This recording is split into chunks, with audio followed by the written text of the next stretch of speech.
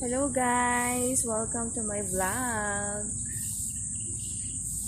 Ayan. Dito na kami ngayon. Kung nakikita nyo sa likod ko, sa likodan ko, nasa Splash Island kami. Yes! Yes! Talaga. Huwag ipakita ang gums. Wait lang.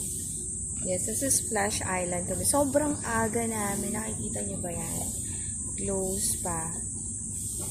Ang aga namin dito dumating. Dapat pala, pag galing ka ng Manila, dapat aalis ka doon mga 6 a.m. para sakto lang yung dating mo.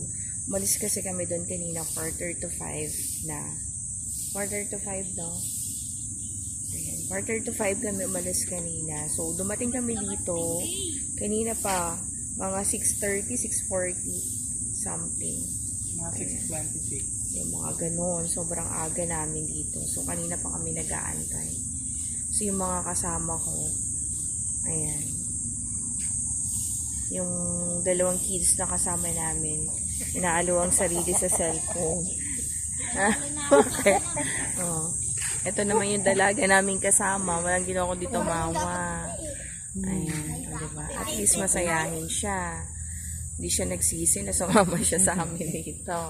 Umaliyo ko ng parilo kasi parilo mabagal ito. Napakaganda dito.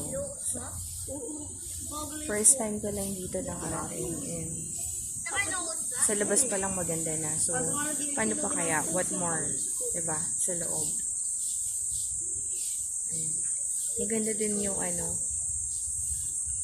yung ambience dito. Kung dito ka nakatara.